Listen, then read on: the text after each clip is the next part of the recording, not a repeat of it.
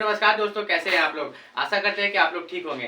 तो आज हम बात करने वाले हैं एसएससी जीडी 2023 के बारे में। एसएससी जीडी 2023 में आपका नॉर्मलाइजेशन के बारे में बात करेंगे, कट ऑफ के बारे में बात करेंगे और साथ ही साथ आपका आंसर की कट ऑफ मेल और फीमेल का क्या जाने वाला है और स्टूडेंट के बारे में बात करेंगे, रिजल्ट और शिफ्ट, तो सभी के बारे में बात करेंगे। तो वीडियो के अंत तक बने रहिएगा। अगर आप एसएससी जीडी का एग्जाम दे चुके हैं या देने वाले हैं, दोनों के लिए ये वीडियो बहुत ही महत्वपूर्ण है। तो चलिए शुरू करते हैं। देखिए, एसएससी जीडी की जो 2023 की जो वैकेंसी निकली थी, तो उसका अभी एग्जाम चल रहा है। 10 जनवरी से एग्जाम चल रहा है और फरवरी तक एग्जाम चलेगा।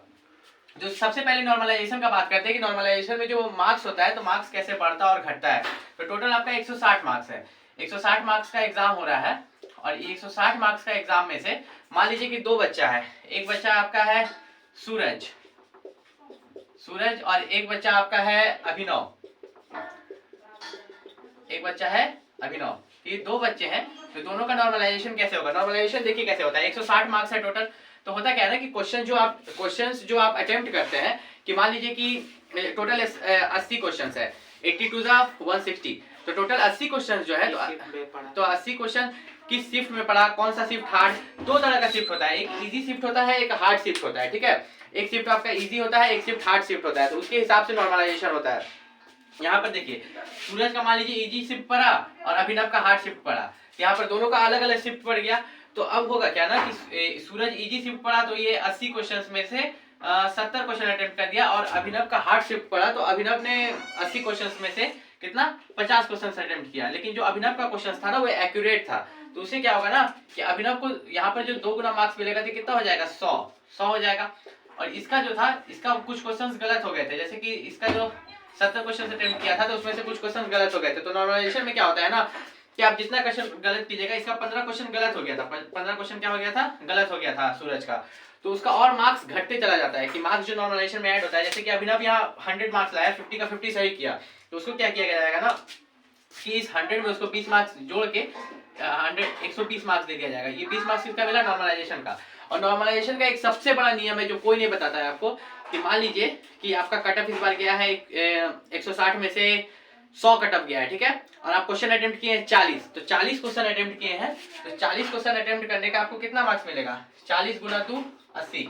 लेकिन कट ऑफ कितना गया है, 100। लेकिन आपका 40 अटेम्प्ट किए, 40 का 40 सही है और आपको 80 आ रहा है, लेकिन कट ऑफ 100 गया है, तो आपको ये 20 मार्क्स देके ये लोग पास कर देंगे। ये लोग कट ऑफ एरिया में पहुंचा देंगे आपका, भले आपका फाइनल मेरिट में नाम आए या ना आए। तो ये था आपका नॉर्मलाइजेशन का। नॉर्मलाइजेशन इसी तरह से होता है। इसलिए आपको क्या करना है ना कि एग्जाम में कम से कम क्वेश्चन अटेम्प्ट करना है, जो आपको सिर्फ आता है। आपको तुक्का नहीं लगाना है एसएससी जीडी के एग्जाम में। ठीक है, क्योंकि इसमें नेगेटिव मार्किंग भी है, तो इसलिए आपको तुक्का नहीं लगाना है। अब हम बात करते हैं आंसर की के बारे में। आंसर की जो है आपका किस मंथ में आएगा। तो आंसर की देखिए, अभी एसएससी थोड़ा फास्ट हो गया, एसएससी जल्दी जल्दी एग्जाम ले रहा है, आंसर की निकाल रहा है और रिजल्ट भी।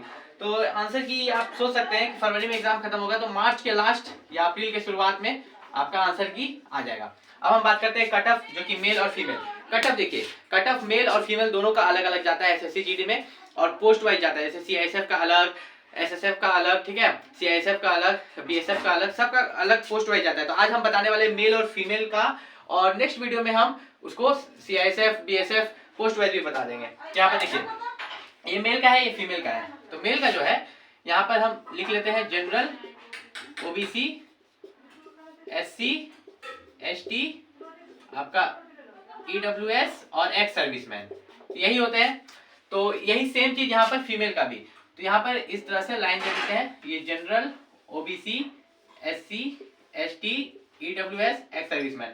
तो देखिए, जो मेल और फीमेल का कट ऑफ है ना, तो इसमें बहुत ज्यादा अंतर होता है, कभी कभी बहुत कम अंतर होता है। तो हम यहाँ पर बात करते हैं। तो जनरल का जो कट ऑफ जाता है यहाँ पर मेल का, ये 100 के आसपास जाता है, और जस्ट यहाँ पर फीमेल का जो कट ऑफ होगा, फीमेल का कट ऑफ कितना हो जाएगा, 90।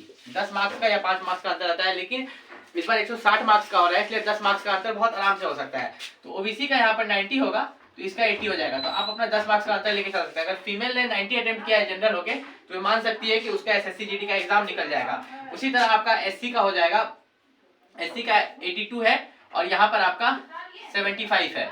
और यहाँ पर एसटी में अगर आप मेल है, तो मेल में अगर आप यहाँ पर 78 ला रहे हैं तब भी आपका हो जाएगा। लेकिन अगर आप फीमेल है, तो फीमेल में आपको यहाँ पर सिर्फ 72 लाना होगा। ईडब्ल्यूएस में यहाँ पर आपको लगभग, यहाँ पर देखिए, ये एसटी का जब 78 जाता है ना, तो ईडब्ल्यूएस का उससे भी कम जाता है कभी कभी। तो ईडब्ल्यूएस का आप 70 मान सकते हैं और यहाँ पर आप 65 मान सकते हैं, और इनका यहाँ पर 62, और ये आपका हो जाएगा लगभग 58 के आसपास। तो देखिए ये जो कट ऑफ है मेल और फीमेल का, ये मैंने अपने से नहीं दिया है, ये जो एग्जाम का जो शिफ्ट हो रहा है ना, शिफ्ट वाइज क्वेश्चन, मैंने बोला था ना कि मैं शिफ्ट का बात करूंगा, तो उसके हिसाब से मैंने कट ऑफ बताया। ये कट ऑफ देखिए ऊपर नीचे हो सकता है, क्योंकि देखिए शिफ्ट जो है ना दो तरह से होता है, एक इजी शिफ्ट होता है, एक हार्ड शिफ्ट होता है, तो ज्यादा ऊपर नीचे होगा नहीं। अगर कोई जनरल कैंडिडेट है, अगर वो 100 मार्क्स लाया है, मान लीजिए कि आप जनरल हैं, अगर आप 160 में से 100 मार्क्स लाते हैं तो आपका सिलेक्शन पक्का है। अगर आप गर्ल्स हैं, अगर आप जनरल कैंडिडेट हैं और 160 में से 90 मार्क्स लाते हैं तो सिलेक्शन पक्का है। इतना तो आप मान के रखिए, अगर इससे ऊपर लाए हैं तो आप 100% आपको टेंशन लेने की जरूरत नहीं है।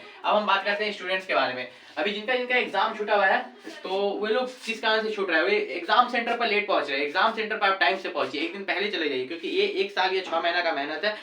एक बार आपको जॉब मिल जाएगा तो फिर आपको सोचने की जरूरत नहीं है, तो इसलिए आपको एग्जाम सेंटर पर पहले पहुंचना है, एग्जाम को नहीं छोड़ना है। और रिजल्ट की बात करें तो रिजल्ट किस मंथ में आएगा, देखिए एसएससी का जैसे मैंने बताया कि बहुत फास्ट हो गया है, तो वे आपका जनवरी से फरवरी में एग्जाम ले रहा है, मार्च के आखिरी तक आंसर की दे देगा, और अप्रैल के लास्ट तक आपका रिजल्ट आ जाएगा, अप्रैल के लास्ट तक आपका रिजल्ट आ जाएगा। हाँ, तो अगर जिन लोगों का अभी तक एग्जाम नहीं हुआ है, वो शिफ्ट वाइज जो क्वेश्चन हो रहा है उसको करिए, शिफ्ट वाइज क्वेश्चन को ज्यादा से ज्यादा कंप्लीट कीजिए, ताकि आपको ज्यादा से ज्यादा मार्क्स आए, क्योंकि वहां से आपको क्वेश्चंस पता चलता है, वही क्वेश्चंस एग्जाम में फंसते हैं। और एसएससी जीडी में जो फिजिकल होता है, तो फिजिकल में ये जो आप मार्क्स देख रहे हैं ना, जनरल का 100 मार्क्स, फिजिकल के समय इसमें फिजिकल का मार्क्स जुड़ के फाइनल मेरिट बनता है। तो याद रखिएगा, अगर आप अभी का पेपर में जो सीबीटी पेपर हो रहा है उसमें ज्यादा मार्क्स लाइएगा, तभी आपका फिजिकल मतलब फाइनल मेरिट में नाम आ पाएगा। अगर इसके अलावा भी कोई भी दिक्कत होता है तो आप कमेंट कीजिए, मैं नीचे आपको बताऊंगा। मिलते हैं अगले वीडियो में, तब तक के लिए नमस्कार।